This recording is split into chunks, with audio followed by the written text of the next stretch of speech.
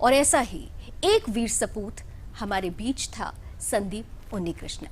Major Sandeep Unnikrishnan थे नहीं, वो आज भी हैं, जीवंत रूप में, साकार रूप में। उन्हें आकार देने के लिए पर्दे पर विशेष रूप से जो काम किया है वो किया है हमारे सामने बैठे इस साकार ने, अधिविशेष जी ने। बहुत बहुत स्वागत है अधिवि। नमस्ते। और क्योंकि इन्होंने पहले ही आपको फ्रेम में दे दिया, मैं तो चाहती थी कि कुछ सस्पेंस बने, लेकिन ये सस्पेंस खत्म हुआ। सवाल सीधा सीधा है कि जब अधिवी मेजर संदीप उन्नीकृष्णन का किरदार निभाने का तय करते हैं तो उसके पहले अधिवी के मन में क्या क्या होता है? एक जमींदारी वाली फीलिंग कि एक तो ये है कि मैं उनका बहुत बड़ा फ़ैन हूँ। जैसे बच्चन साहब के फ़ैन होते हैं, शाहरुख खान के फ़ैन होते हैं, मैं मेजर संदीप उन्नीकृष्णन का फ़ैन हूँ। बहुत इमोशनल सा एक फीलिंग है और मेरे लिए बहुत इम्पोर्टेंट है कि मैं लोगों को ये दिखाऊं कि उनकी ज़िंदगी सिर्फ 26/11 के बारे में नहीं है जी। उनकी अपनी एक ज़िंदगी है। वो कारगिल में थे, वो हरियाणा में ट्रेनिंग अफसर थे, इधर पास में मानेसर में, बेंगलोर में फ्रैंक कैंथरी public school, had an amazing childhood, Hyderabad cantonment में कैप्टन थे वो। So it is a very beautiful life. और मुझे ये लगता है कि लोग सिर्फ ये 36 घंटे के बारे में बात करते हैं, अशोक चक्र के बारे में बात करते हैं, वो इस चीज़ के बारे में बात करते हैं कि उन्होंने सैकड़ों लोगों को बचाया, पर उससे पहले 31 साल जो खूबसूरत ज़िंदगी है, मैं वो भी दिखाना चाह रहा था। And as a fan we made this film. अब इसमें कोई दो राय नहीं है, जब जैसे ही मेजर का ट्रेलर सामने आया तो संदीप जी के पूरे जीवन को आपने जीवंत कर दिया है। लेकिन एक जो दिलो दिमाग में जो सवाल सबसे पहले आता है कि ऐसे बहुत सारे हमारे किरदार हुए हैं जो कहते हैं जान दे देंगे देश नहीं देंगे, तो ये जो प्रेरणा होती है वो अचानक से नहीं आई होती है, क्योंकि आपने भी अगर मेजर संदीप जी को चुना, उनके जीवन को साकार रूप देने के लिए चुना, तो प्रेरणा कहीं से तो आई होगी। कैसे शुरुआत हुआ? What was the first thing जो आपके दिमाग में आई थी? फेशियल सिमिलैरिटी की वजह से हुआ। क्या हुआ था कि I grow up in San Francisco, तो I wanted to live in India, तो मैं वापस आ गया। पर 2008 में मैं उधर ही था। हम एक्चुअली सारे दोस्त क्रिकेट खेल के आए थे, सडनली पता चला कि मुंबई में कोई गैंग वॉर हो रहा है। बाद में पता चला कि वो 26/11 के हमले हैं। तो 27 रात को I saw major Sandeep's photograph, वो जो आइकॉनिक पासपोर्ट फोटोग्राफ है, उसको देखकर मुझे ऐसा लगा यार ये कौन है जो एकदम मेरे बड़े भाई लगते हैं। मेरे फैमिली में बहुत सारे कज़न हैं जो बिल्कुल उनकी तरह दिखते हैं, मैं तो फिर भी उनके 50% ही हूँ, लाइक एग्जैक्ट कार्बन कॉपी है। तो मैं सोचने लगा कौन है ये जो मेरे बड़े भाई लगते हैं। अच्छा, नेशनल सिक्योरिटी गार्ड कमांडो, अच्छा हंड्रेड्स ऑफ पीपल सेव्ड, अच्छा अब वो नहीं रहे। तो मैं उनको वो ऑर्किड जो था ना, मैं ऑर्किड पे फॉलो करने लगा। एंड धीरे धीरे हर साल उनके बर्थ एनिवर्सरी को मैं उनका क्लिपिंग्स वो सब सेव करता रहा। मैं 2017 में I think I became sort of a Telugu star south में। और फिर मुझे ये लगने लगा कि यार लोग सिर्फ उस साहस के बारे में बात करते हैं जी। उससे पहले बहुत सारे साहस है, जैसे कि 9th या 10th स्टैंडर्ड में उन्होंने किसी को खुदकुशी से बचाया। So he has so many things in his life like that. वो जो जान दूंगा देश नहीं, हमने ऐसे मार्केटिंग के लिए नहीं रखा है। 6th स्टैंडर्ड में उन्होंने आर्मी हेयर कट करवाए, एंड उसी समझ लीजिए कि जान दूंगा देश नहीं उनके लिए एक सनग्लास है, उसी सनग्लास में उन्होंने ज़िंदगी देखी है। उन्होंने प्यार ऐसे ही किया, शादी ऐसी की, दोस्ती ऐसी निभाई, माँ बाप के बेटे भी ऐसे थे। वो as soon as he joined the army, he went to his mom and he said, "That is my family. आप मेरे second family हो, बुरा मत मानना।" तो मेरे लिए बहुत इम्पोर्टेंट था कि मैं इनके बारे में फिल्म बनाऊँ। 2008 से ये सफ़र यानी एक तरह से शुरू हुआ। 2008 से आज हम 2022 में पहुंच चुके हैं।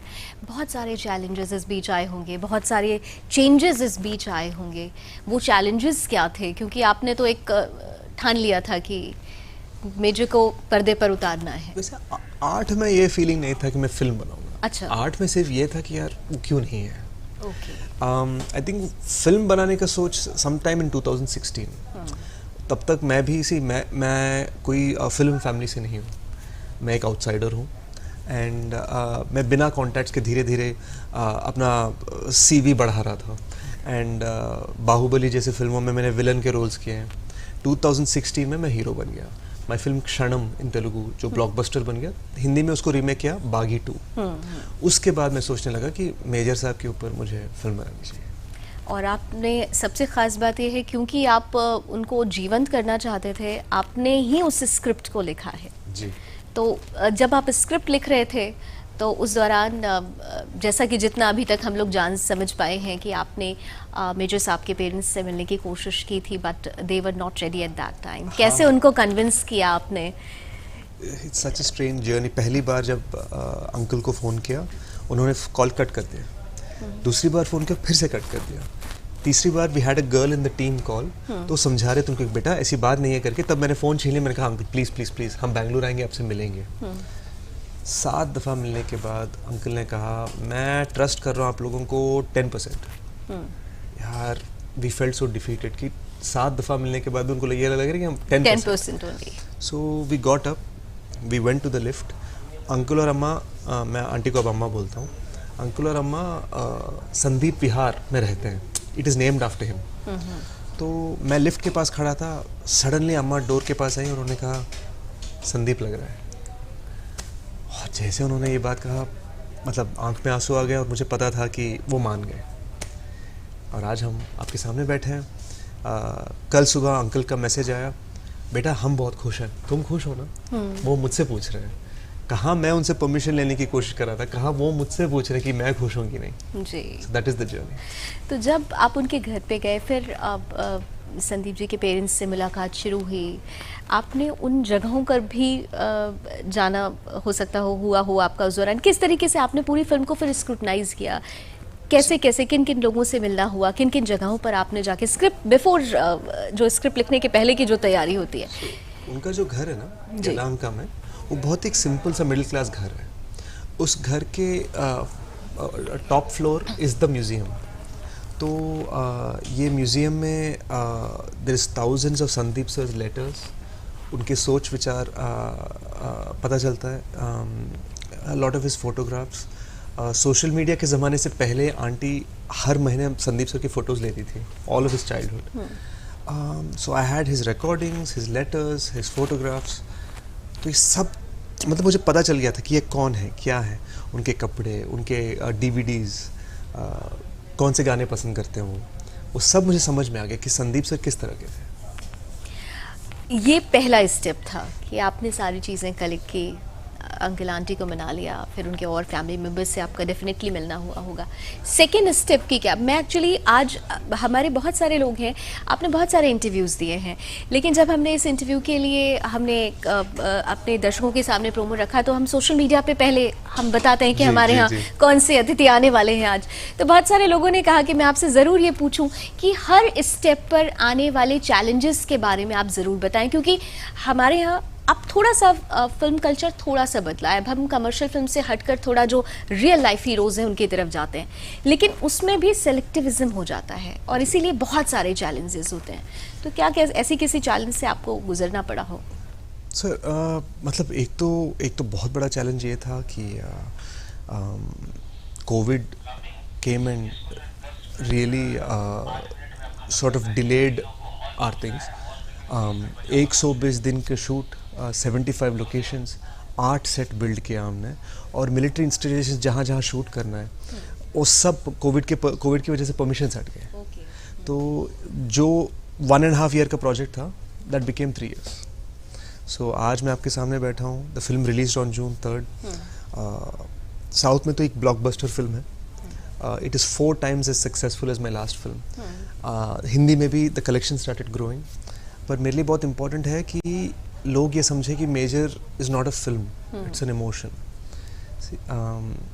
मैं एक हॉस्टेज से बात कर रहा था जिनको मेजर संदीप ने बचाया।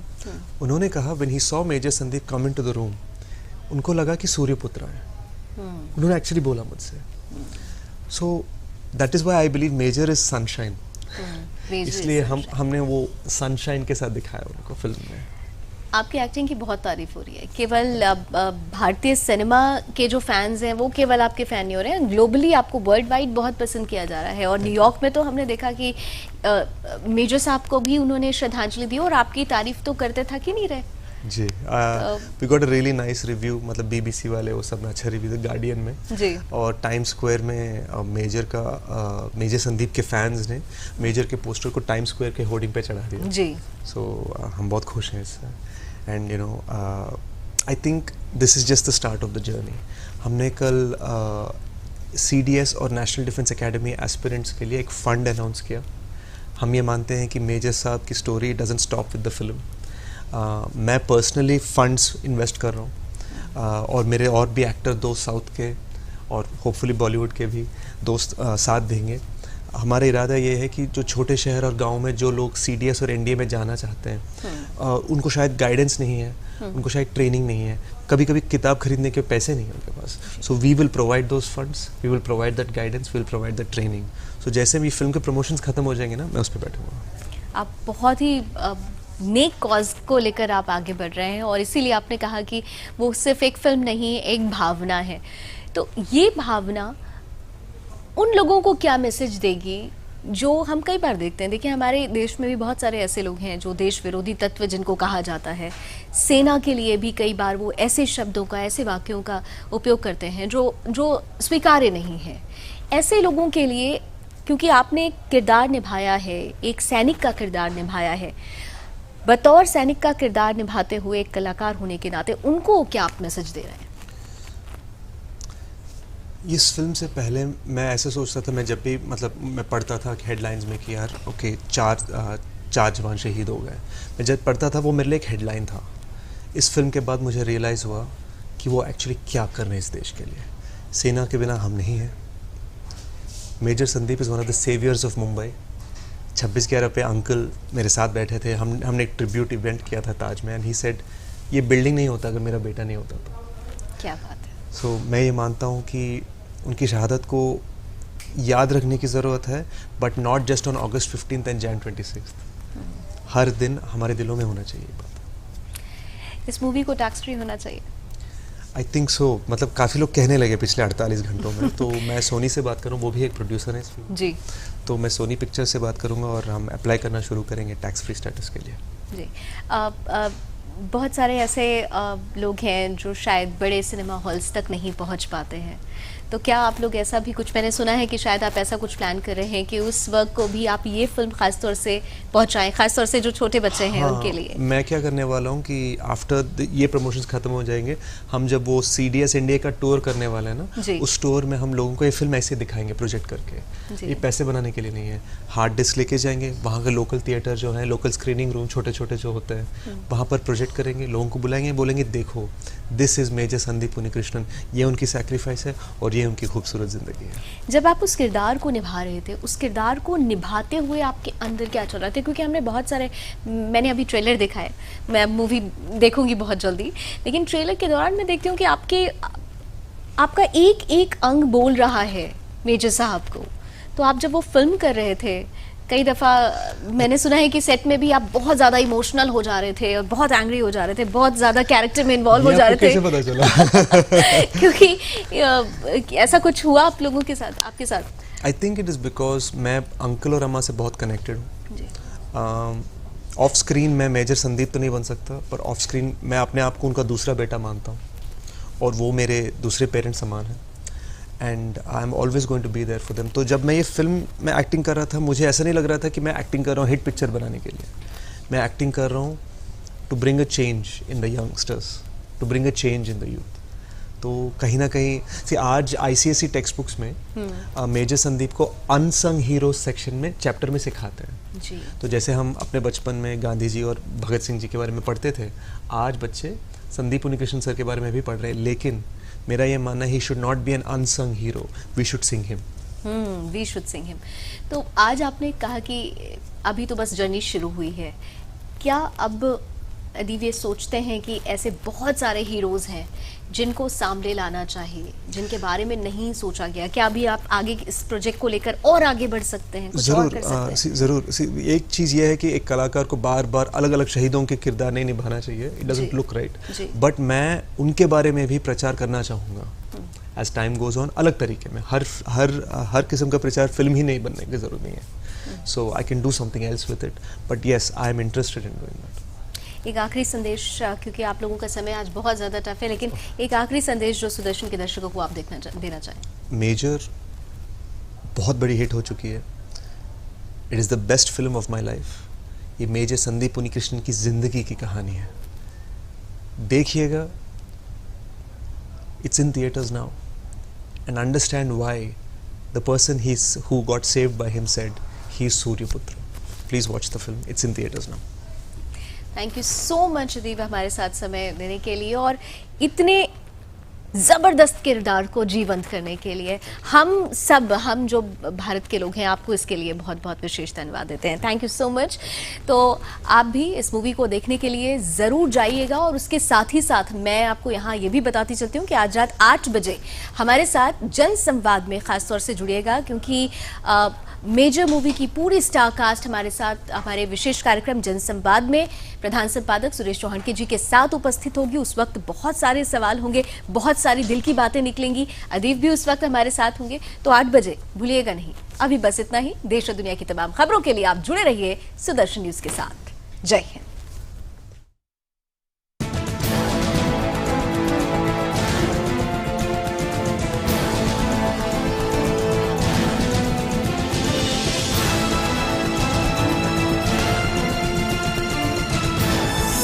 आप देख रहे हैं सुदर्शन न्यूज। खास जड़ी बूटियों से बना पेट सफा आयुर्वेदिक चूर्ण आज ही ले आएं। पेट सफा पहली रात से ही असर दिखाता है और इसकी आदत भी नहीं पड़ती। पेट सफा हर रोग दफा। आज होटल पर हुए आतंकवादी हमले पर बनी है मेजर मूवी। भारतीय सेना के जवान और एनएसजी कमांडो जिन्होंने ताज होटल में भारतवासियों को बचाने के लिए अपने प्राणों की आहुति दी, उस संदीप उन्नीकृष्णन को समर्पित है ये मूवी। सुदर्शन सदैव ही भारतीय सेना के जवानों के शौर्य गाथा को गुमान से गाता है और इसलिए इस फिल्म की पूरी टीम को सुदर्शन के जनसंवाद में आपके सामने हम उपस्थित कर रहे। गुरुवार रात 8 बजे, रिपीट टेलीकास्ट रात 11 बजे और सुबह 8:30 बजे।